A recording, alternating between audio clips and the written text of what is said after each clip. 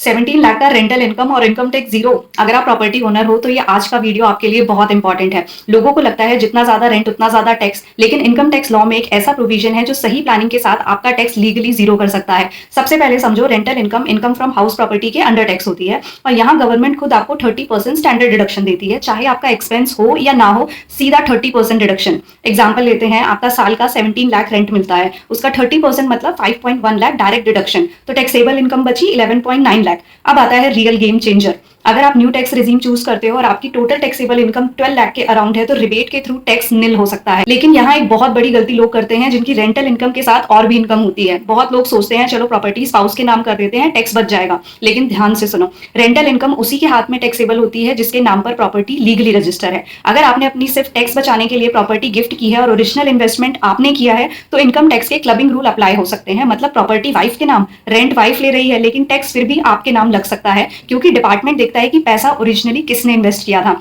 इसलिए tax planning करो, लेकिन सिर्फ पेपर ट्रांसफर करके शॉर्टकट मत लो, लीगल स्ट्रक्चर समझ के ही प्लानिंग करो। तो रिकैप सिंपल है, 17 lakh rent minus 30% standard deduction, taxable income हुई 11.9 लाख। न्यू टैक्स रेजिम के अंदर रिबेट टैक्स निल पॉसिबल। अगर आपके पास रेंटल प्रॉपर्टी है तो ये वीडियो सेव करो। Follow me for more such information.